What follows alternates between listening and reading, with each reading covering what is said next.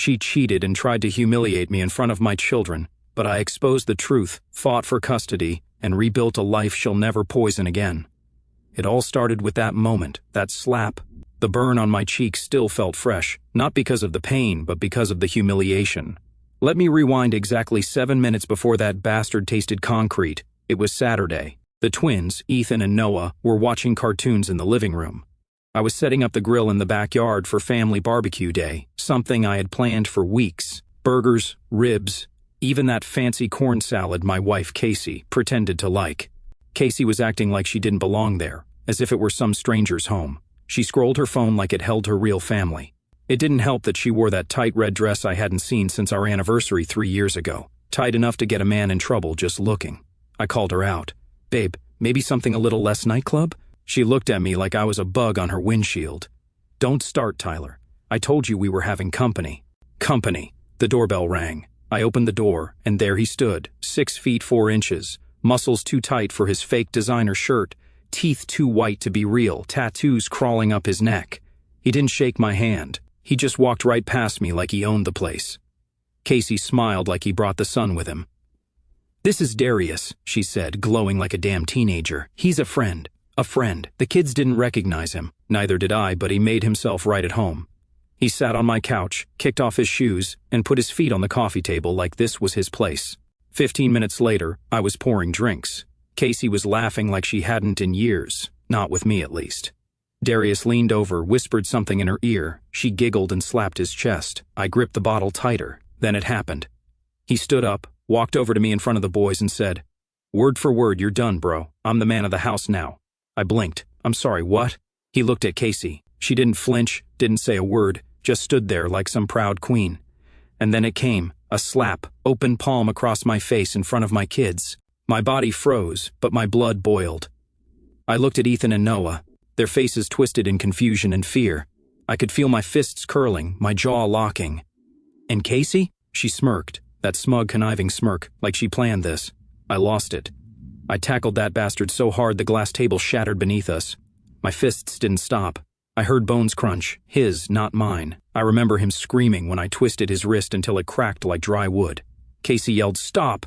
Are you crazy, Darius?" Paramedics came fast. Guess she had 911 ready the moment I snapped. They dragged him out, moaning, face unrecognizable, hand shattered, dripping red. Cops showed up too, but neighbors backed me up. I stood in that living room, shirt ripped, knuckles bleeding, breathing like a wild animal. Casey looked at me like I was the problem. "You've ruined everything," she hissed.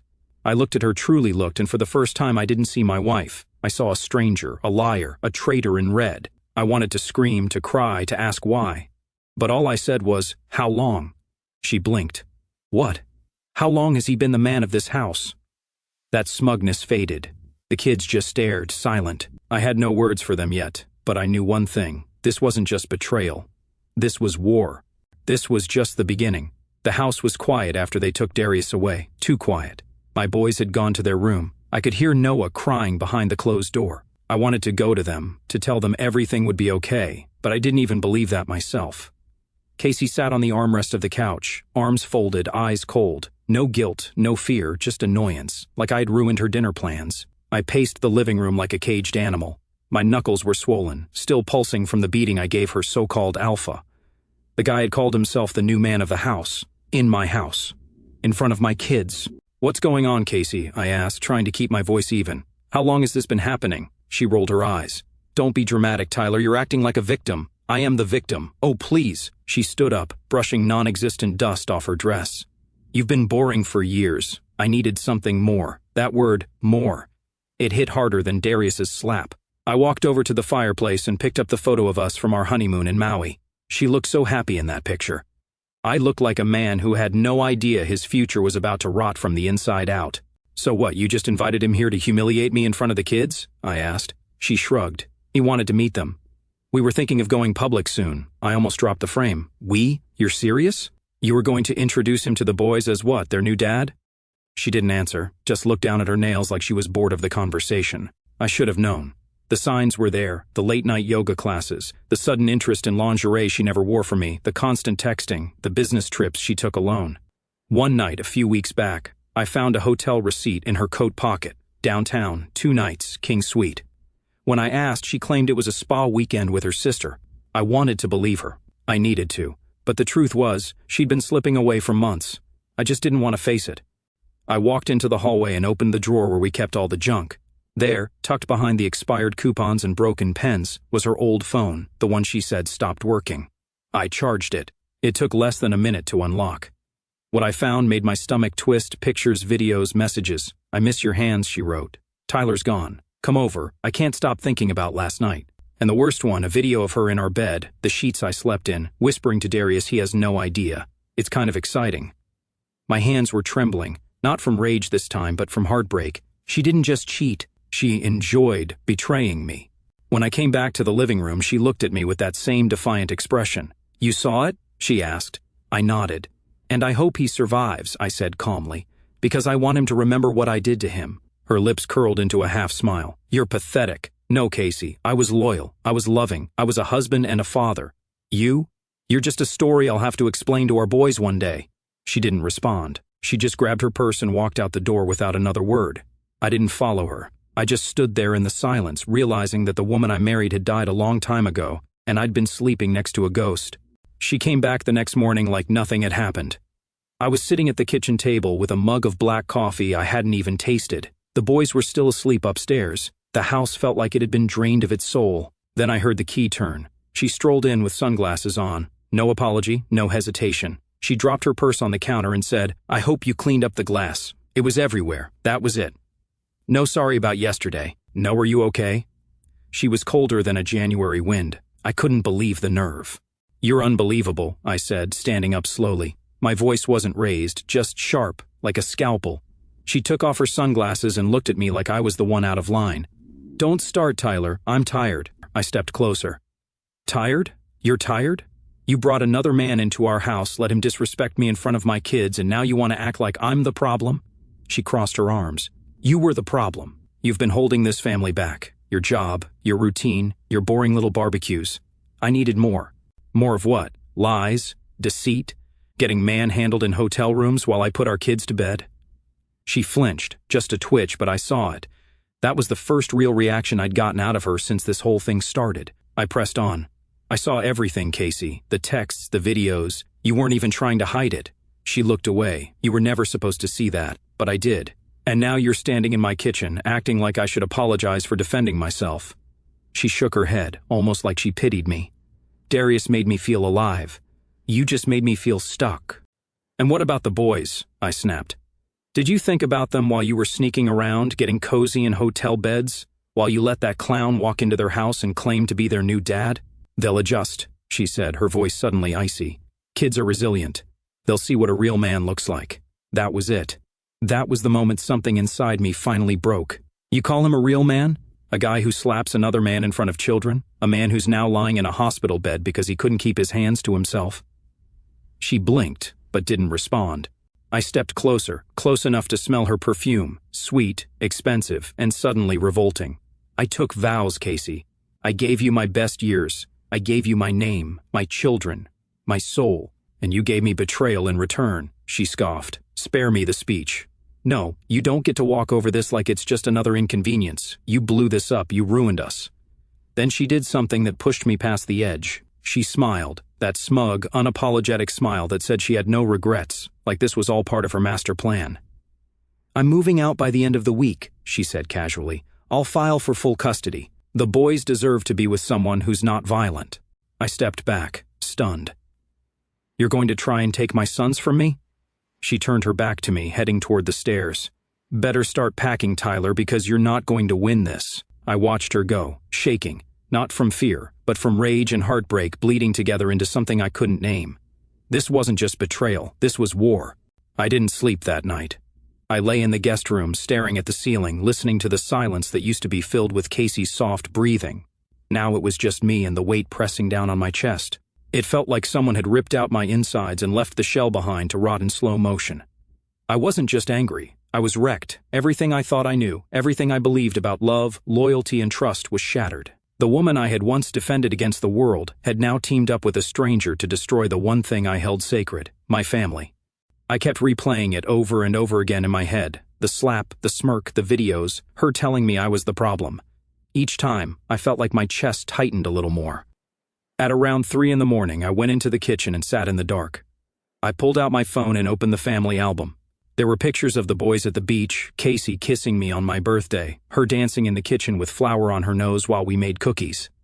That woman, she wasn't real. She was a mask, a con artist who played the role until the curtain dropped. I scrolled further back. There was a picture of me holding Ethan for the first time in the hospital. I looked terrified, proud, full of purpose. I remembered that moment, promising myself that no matter what happened in life, I would protect him and Noah. But how do you protect your children from their own mother? The next morning I made them breakfast. Pancakes with chocolate chips, Noah's favorite. He barely touched them. "Is Mommy okay?" Ethan asked, chewing slowly. I looked him in the eyes and forced a smile I didn't feel. "She's okay, buddy. She just needs some time." He nodded, but I saw the confusion in his eyes. I knew what it meant. Kids feel the tension, even when we try to hide it. He heard things, saw things.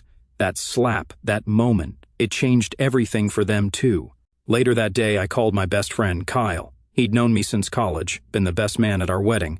When I told him everything, he went dead silent. "She cheated on you in your own house?" he asked. "Yeah, and the guy hit me in front of my kids."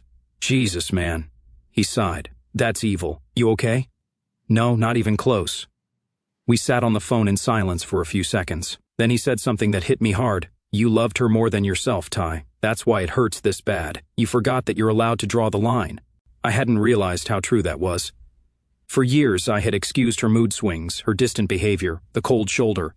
I chalked it up to stress, kids, work, hormones, anything but the truth. I kept thinking if I just loved her more, gave her more, she'd come back to me. But you can't love someone out of being a traitor. That night, I sat on the porch and watched the sun go down. The air was cold, but I barely felt it. I wasn't just mourning the end of a marriage. I was mourning the man I used to be. The one who believed in forever. The one who thought that loyalty was enough. It wasn't.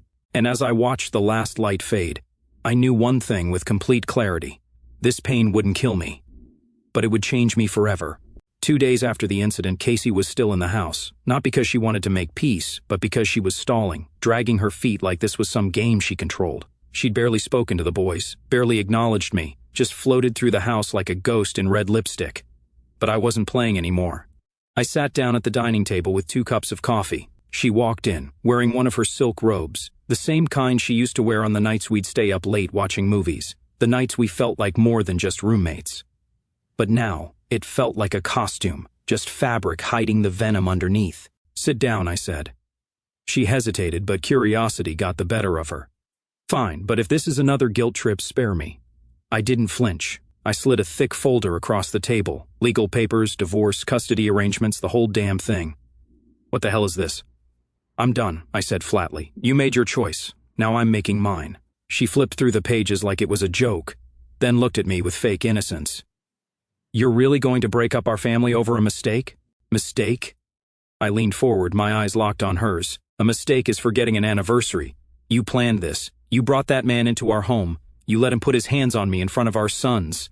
That wasn't a mistake. That was betrayal." She leaned back in her chair, arms crossed. "You don't have the spine to take me to court. Try me." Her eyes narrowed, the softness gone. "I'll ruin you. I'll take the kids." "No," I said firmly. "You won't. I've already spoken to a lawyer. I've got the footage from the doorbell cam. I've got screenshots of your texts. I've got witnesses. And most importantly, I'm the one who's been here. I'm the one who's fed them, bathed them, helped with homework. You're just the woman who shows up late and smells like cologne." I saw it in her eyes, the first crack in her armor.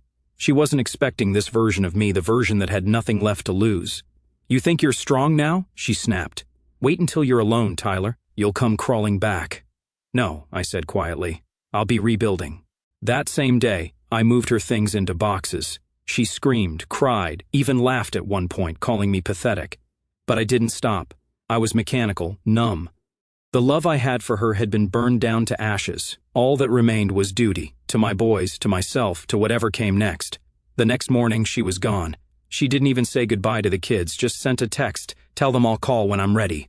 Coward. I sat with Ethan and Noah and told them the truth, or at least a version of it that their young hearts could understand. "Mommy and I won't be living together anymore," I said gently. "But I love you, and I'm here always." Ethan nodded, but Noah clung to me like the world was crumbling. Maybe for him it was. That night, I stood in the doorway of their room and watched them sleep.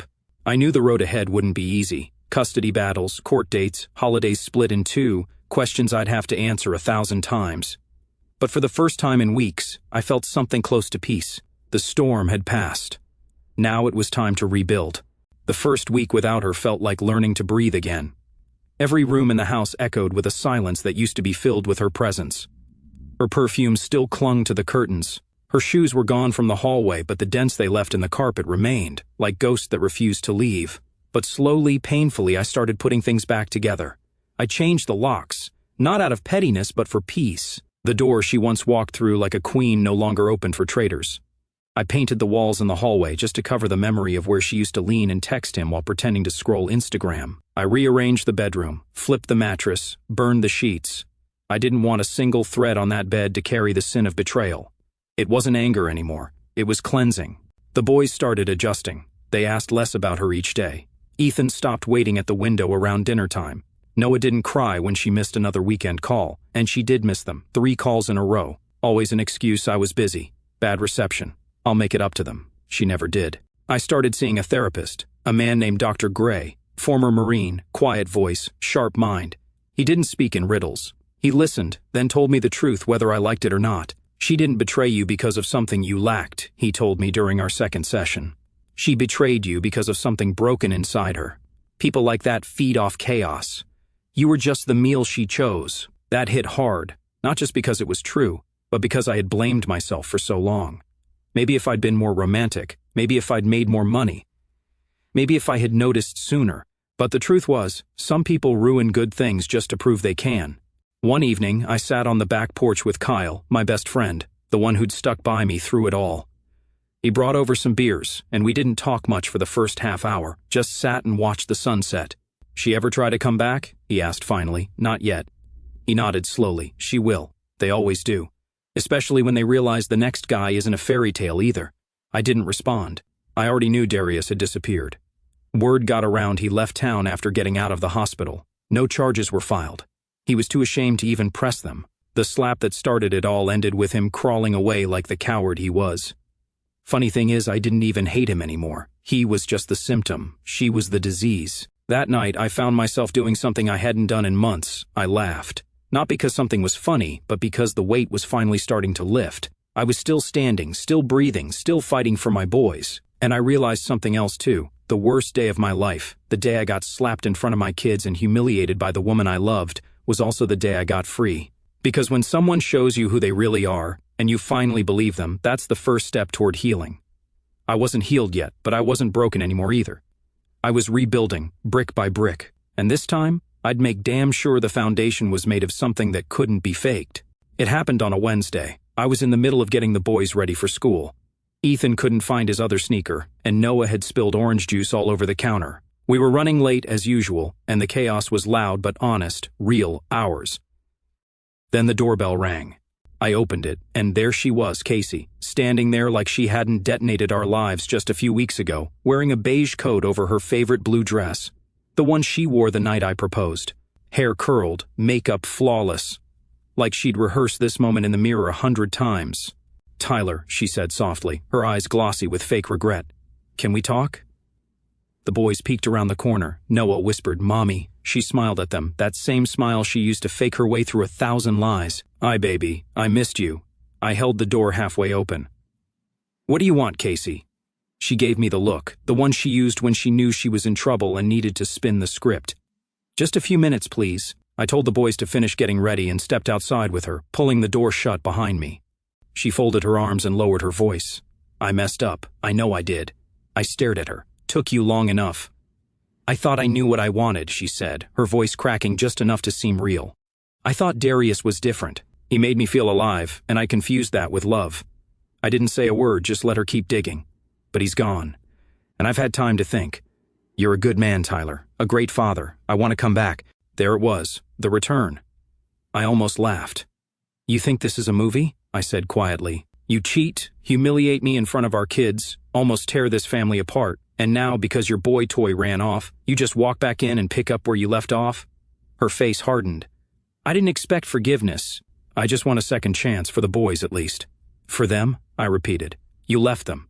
Missed every call. Skipped visits. Do you even know what Noah said last week? He asked me if you were dead because that made more sense to him than a mother who just disappears. Tears welled in her eyes, but I didn't flinch. I was past that. I'll fight for custody, she said, voice trembling. You know I will. Then fight, I said. But you better bring more than a fancy dress and crocodile tears because I've got everything. The messages, the videos, the hospital report. You lost the right to call the shots the day you let him put his hands on me in front of our sons. She looked like she'd been slapped.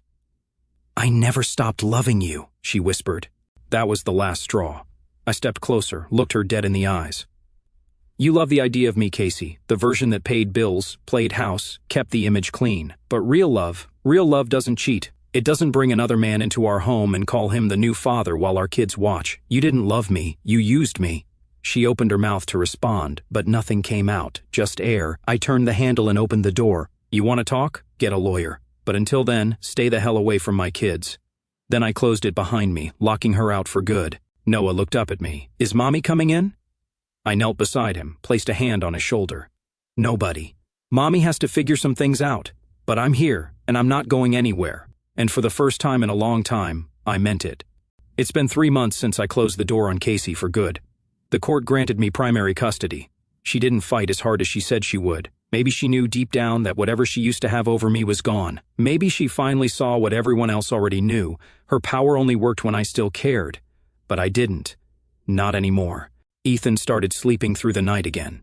Noah laughs more now. Real laughs, not the forced ones kids use to cover up confusion. We've got a rhythm going, school in the morning, dinner together, movie nights every Friday. I never thought peace could feel this strange after all the chaos.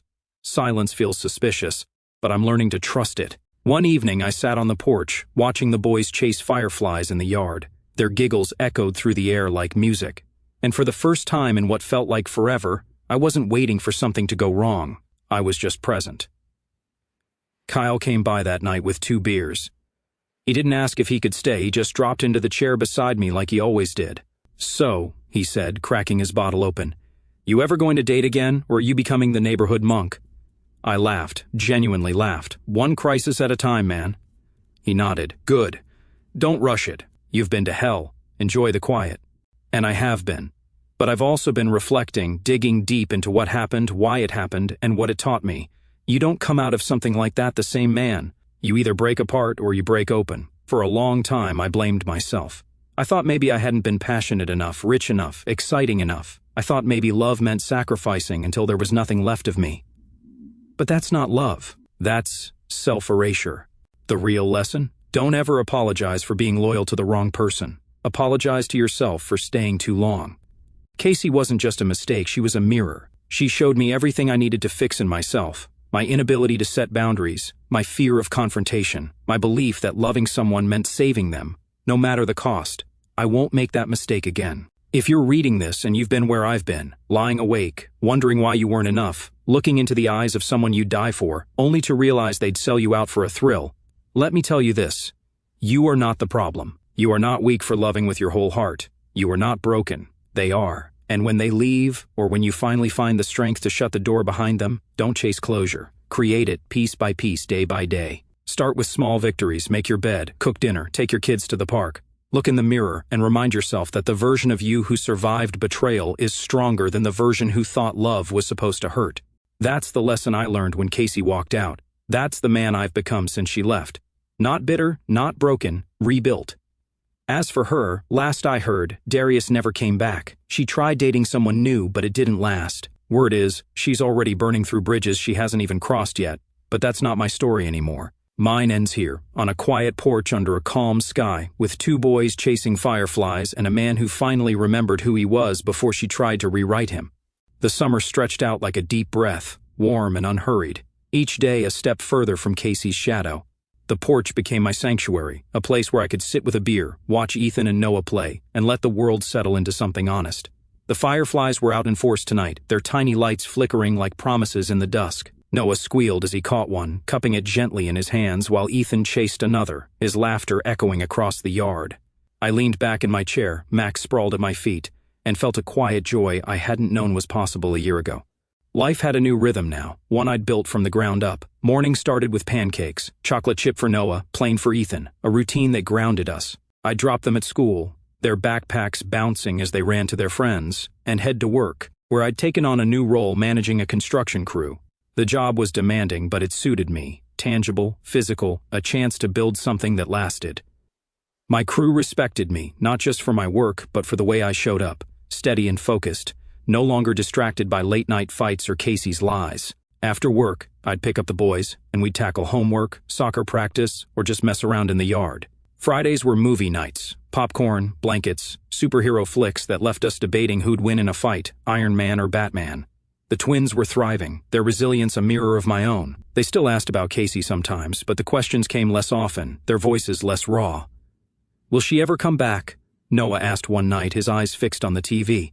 I didn't lie. "I don't know, buddy, but we're okay. Just us." He nodded, leaning against me, and that was enough. I kept seeing Dr. Gray, my therapist, every other week. He didn't coddle me, didn't let me wallow. "You're not just surviving," he said during our last session. "You're rewriting your life. That's rare." I told him about the porch, the fireflies, the way Ethan's laugh sounded like mine used to. He smiled, a rare thing for him. "That's not recovery, Tyler. That's rebirth." The word stuck with me, not because it was poetic, but because it was true. I wasn't the man Casey had slapped, the one who'd begged for loyalty from a traitor. I was someone new, scarred, yes, but stronger for it. Kyle stayed a constant, showing up with beers or bad jokes whenever I needed grounding. One evening he brought his new girlfriend, Mia, a nurse with a quick wit and a laugh that filled the room. We grilled burgers, the boys running wild with Mia's dog, a scrappy terrier that wrestled with Max. "You're doing all right, man," Kyle said, watching Ethan tackle Noah in the grass. "Better than all right," I nodded, sipping my beer. "Yeah, took a while to see it." Mia chimed in. "You've got a good thing here. Don't let anyone mess with it." I liked her. She didn't know the full story, didn't need to. She saw us for what we were now, not what we'd been. Casey's absence was permanent, her influence fading like a bad dream. My lawyer, Sarah, sent updates. Casey had dropped her custody appeal after her lawyer saw the doorbell footage and texts. She'd moved to another city, chasing a new life, or maybe running from the wreckage of this one. Rumors swirled. Darius was gone. Her new fling didn't last. Her job at the boutique was history after her boss caught her lying about expenses. I didn't care. Her chaos was her own now, not mine to clean up. I started running again, not to escape but to feel alive. The park near our house became my morning ritual, Max trotting beside me, the dawn painting the sky in pinks and golds. One day I crossed paths with a woman jogging the opposite way. Dark hair, steady pace, a smile that didn't demand anything. We nodded, kept running. The next day she was there again. By the third we exchanged names. Lisa, a physical therapist, loved dogs, hated mornings but ran anyway. We started chatting during cool-downs, small talk about the weather turning into stories about life, loss, and starting over. She'd been through a bad breakup, not a marriage, but she understood the sting of betrayal. "You don't get over it," she said one morning, stretching by the park bench. "You get through it." I nodded. "And sometimes, you come out better." Lisa and I took it slow. Coffee first, then a hike with Max, then dinners at my place where the boys warmed to her faster than I expected. She didn't try to replace Casey, didn't need to. She was just Lisa's steady kind with a laugh that made Noah giggle and Ethan roll his eyes. One night she stayed over, and I woke to find her making pancakes with the boys, flour on her nose, Ethan teasing her about burning one. I stood in the doorway, watching, and felt something I hadn't in years. Hope, not for a perfect life, but for a real one. A year after the slap, I got a letter from Casey, no return address. I almost tossed it, but curiosity won. Inside was a single page, her handwriting shaky. "Tyler, I know I don't deserve your time. I ruined everything. I thought I wanted something else, someone else, but all I did was lose the best man I ever knew. The boys, I miss them. I'm trying to be better, but I know I can't undo what I did. I'm sorry." No plea for forgiveness, no promises, just words, raw and late. I read it once, folded it and put it in a drawer. It didn't change anything. My peace wasn't hers to give or take. I took the boys to the lake that weekend, the same one where we'd camped before Casey's lies unraveled. We fished, skipped rocks, ate sandwiches under the trees. Ethan asked if we could get a dog for Lisa, and Noah chimed in. She'd name it something dumb, like Fluffy. We laughed, and I realized I wasn't comparing this moment to the past. I was living it, fully, without ghosts. As the sun set, painting the lake gold, I watched Ethan and Noah chase fireflies, their silhouettes small against the vast sky. Lisa joined us, her hands slipping into mine, warm and steady. "Good day?" she asked. "The best," I said, meaning it. The scars Casey left were there, faint but permanent, proof of a battle I'd won. They didn't hurt anymore. They were part of me, like the calluses on my hands from years of work, a reminder of what I'd carried and what I'd let go. I looked at my boys, at Lisa, at the life I'd built from the ashes of betrayal, and knew I'd done more than survive. I'd outgrown the man who'd let Casey's lies define him, outgrown the pain, the doubt, the fear of not being enough. I was enough, always had been. And as the fireflies danced, I raised a silent toast to the man I'd become, unbroken, unbowed, and finally, gloriously free.